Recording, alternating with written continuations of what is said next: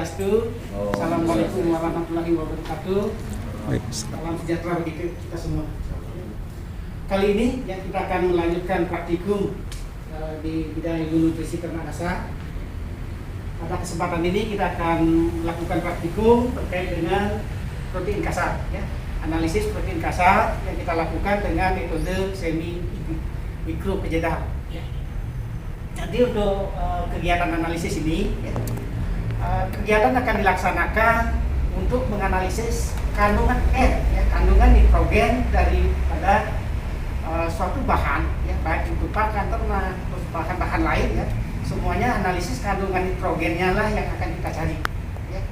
Sehingga untuk kegiatan analisis ini, ya, namanya analisis protein kasar, ya, karena yang penting pada protein, tapi tidak semua N adalah protein, seperti itu, ya. Garam-garam amonium, urea itu adalah mengandung N, dan itu pun bisa kita analisis di sini, dan itu masuk kategori protein kasar, itu, ya. Ini untuk semuanya, kita akan mulai praktikumnya. Prinsip-prinsip dasar untuk analisis protein ini, ya.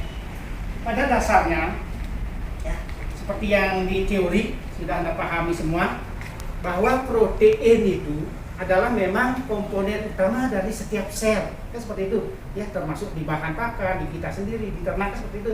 Sehingga keberadaan protein ini sangat penting, ya, bagi kita, bagi dunia peternakan ini sangat penting, karena inilah adalah nutrien yang kita, ya, untuk membangun termasuk di tubuh ternak itu sendiri, ya. Dengan 3 fase, ya.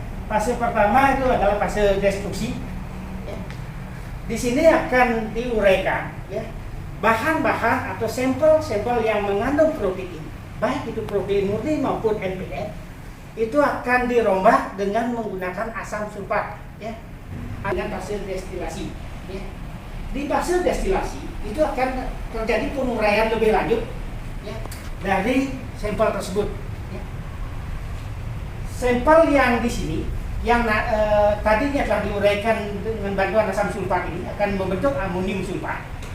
Amonium sulfat inilah yang nanti akan didestilasi, sehingga unsur amoniaknya itu akan ditangkap oleh nanti didestilasi, dipanaskan sehingga nanti menguap, nanti akan ditangkap dengan menggunakan bantuan asam borak. Ya. Ini nanti diproses destilasinya di sini sehingga lengkap untuk menguraikan unsur N dari suatu sampel. Prinsip dasar secara biokimis kan memang pasti diuraikan dengan minimal oleh 2 unsur, baik itu asam maupun basa. Di asamnya dia bekerja di destruksi, dilanjutkan dengan asam selanjutnya nanti didestilasi dengan bantuan basa. Ya, basa yang dipakai adalah NaOH, ya, natrium hidroksida. Ya. Setelah di sini, ya, nanti setelah amonium itu ditangkap oleh asam borak, karena kita untuk menangkap larutan yang dilepaskan dari hasil destilasi ini akan ditangkap dengan asam borak. Nah, unsur N dari sampel itu akan kita bisa hitung. Ya. Ingat, ya, karena N inilah yang akan dicari, ya. N yang dicari sehingga N yang nanti terlepas kembali dengan yang tadinya diikat oleh asam klorida yang dipakai untuk filtrasi itulah yang nanti harus Anda ketahui dan Anda catat. Nilai itulah yang nanti akan dikonversi dengan menggunakan nilai konversi umum untuk protein. Ya. Untuk praktikum ini kita akan memakai nilai konversi N menjadi protein itu adalah 6,25. Sebenarnya setiap bahan itu memiliki nilai konversi kandungan N menjadi protein itu beda-beda, ya, tergantung jenis pakannya. Tapi kita, karena memang seperti yang kita ketahui secara teori bahwa memang protein itu ingat unsur yang terkandung di dalamnya kan CHON, ya, harus ada N-nya. Kalau yang ada 3 fase destruksi, destilasi, dan terakhir adalah di fase filtrasi di sini, ya. Kita nanti akan menggunakan filtrasi menggunakan HCl dengan normalitas 1,048. Ya, jadi normalitas dari HCl yang dipakai. Nah, disinilah nanti mohon hati-hati, ya, pengerjaan waktu setelah selesai dari peralatan yang dapat di sana, ya, nanti biar tidak ada gelembung, rongga udara. Nah, ini pastikan tidak ada rongga udara, baru kita mulai, ya, filtrasinya. Karena memang berapa titran yang digunakan ini, larutan yang sebagai filtrasi itu namanya titran, berapa titran yang dipakai itulah yang nanti akan menentukan tingkat kandungan protein dan bahan. Itu prinsip dasarnya ya, ingat ya nanti. Nah, di sini hasil dari titran inilah nanti harus Anda catat. Itulah nanti penggambaran dari kandungan protein karena beda-beda. Oke ya, demikian ya secara sekilas terkait dengan kegiatan praktikum kita kali ini ya. Pada prinsipnya memang kegiatan ini ada 3 fase, ingat ini yang penting ya, ada 3 fase: destruksi, destilasi, sama titrasi ya. Ini yang akan dialami oleh suatu sampel sehingga dia sampai bisa kita tentukan kandungan yang terakhir di titrasi tersebut. Oke ya, demikian ya. Ada yang mau ditanyakan atau disampaikan ya sebelum kita berlanjut? Oke ya, silakan Dik. Siapa namanya Dik? Perkenalkan, nama saya Dika Desita Pramesti Mahayani dari kelas B. Saya ingin bertanya, apakah protein yang tadi itu harus mengalami destilasi? Kenapa tidak langsung dari destruksi ke titrasi? Oke ya, pertanyaan yang bagus ya. Satu hal yang harus kita ingat ya, bahwa suatu protein atau suatu sampel itu sudah tentu terikat oleh berbagai unsur ya, berbagai senyawa ada di dalamnya, termasuk protein pun. Ingat ya, di protein yang akan kita analisis, kita hitung adalah N-nya ya. Ini sudah tentu harus dirombak secara total sehingga CHONSP-nya ini semuanya bisa dibongkar secara sempurna ya. Dan memang untuk memuraikan secara sempurna sampai benar-benar senyawa N ini bisa lepas ya. Kalau ingat di proses metabolisme ya, minimal dari protein ini akan diuraikan jadi peptida diuraikan menjadi asam amino dirombak, ini membentuk senyawa kimia. Protein atau polipeptida itu akan diuraikan menggunakan asam sama basa ya. Menggunakan asam, nah seperti di sini analisisnya ya, ini secara analisis kimiawinya. Di fase destruksi itu baru yang bekerja hanya asam sulfida ya. Asam sulfat, maaf ya, asam sulfat yang bekerja di sana sehingga terbentuklah amonium sulfida ya. Nah, terbentuknya amonium sulfida ini dihasilkan di sini, penguraian di sini, sehingga untuk menyempurnakan agar N ini bisa lepas dari sulfatnya, inilah yang perlu analisis lanjutan. Di sanalah peranannya basa tadi NaOH yang kita pakai. Karena kalau tanpa dirombak dengan NaOH, amonium sulfatnya ini akan tidak bisa diuraikan di sana nanti. Kadar amoniumnya ini tidak bisa dilepaskan dengan menggunakan asam sulfat atau klorida di sana. Sehingga perlu bantuan basa, larutan basa, dalam hal ini yang kita pakai NaOH.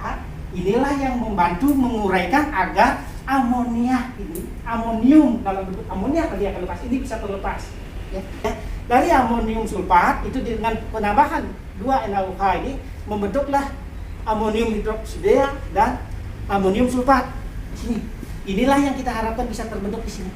Karena dengan terbentuknya amonium hidroksida inilah yang nanti akan dengan fase destilasi ini ya, dengan pemanasan proses waktu destilasi ini, sehingga amoniumnya ini bisa dilepaskan dan nanti ditangkap dengan asam borak. Asam borak ini tidak akan reaksi, dia hanya menangkap aja fungsinya. Setelah nanti ditangkap dengan asam borak, di sana asam borak itu dilepaskan kembali, diuraikan kembali sehingga yang tersisa adalah ini amoniumnya, ya. Sehingga amonium klorida yang terbentuk. Ya, sehingga inilah reaksi ini. Ya. Di sini pentingnya lah proses destilasi itu, karena kalau tanpa di sini nanti pelepasan amonium tidak akan bisa dihitung konsentrasinya waktu dites. Ya, bisa dipahami? Ya, yang lain, silakan Nino. Terima kasih Pak. Jadi sebelumnya tadi Bapak sempat ngasih wanti-wanti kepada kita kalau saat melakukan filtrasi dengan alat ini hati-hati ada gelembung udara. Nah, jika ada gelembung udara apa harus dilakukan? Iya, terima kasih ya. Yang bagus ini teknis ya. Teknis sebenarnya nanti Pak Andi ya, analis kami yang akan menguraikan secara lebih detail. Tapi secara prinsip ya, bahwa memang untuk mengantisipasi adanya gelembung udara, nanti di sini karena ini sudah digital, di sini ada paus ya.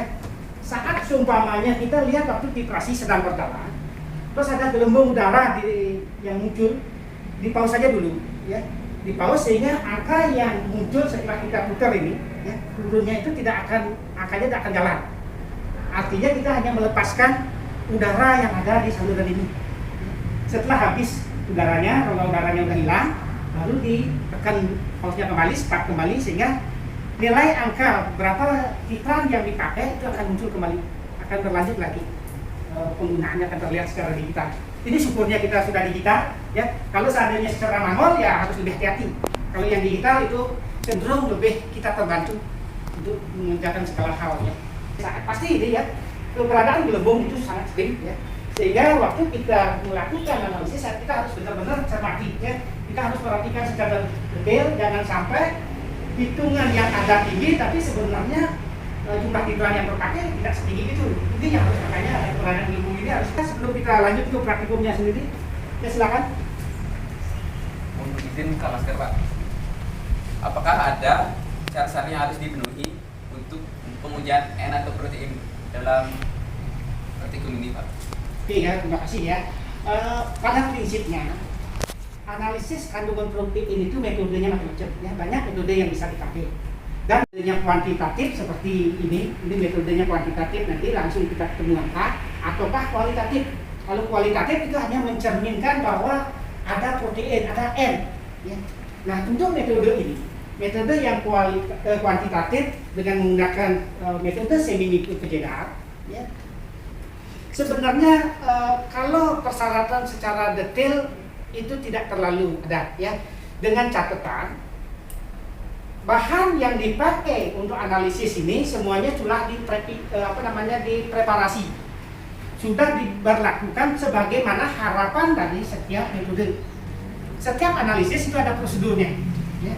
SOP-nya ada, sehingga kegiatan analisis apapun SOP ini harus menjadi pegangan utama.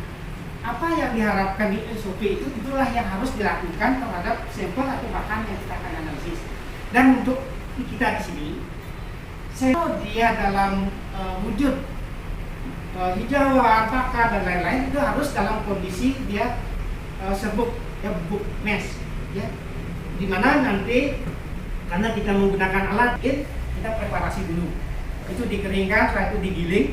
Nah, penggilingan inilah menggunakan ukuran partikel tertentu, itulah yang harus diikuti, ya.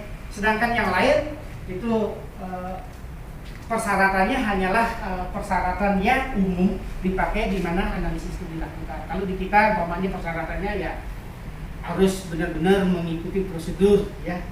Prosedur analisis protein di sini di lab nutrisi juga ada prosedur khususnya, itu harus diikuti. Sedangkan yang lain itu mengikuti metode apa yang akan dipakai. Itu prinsip dasarnya. Oke. Oke ya, itu kegiatan praktikum kita kali ini, ya.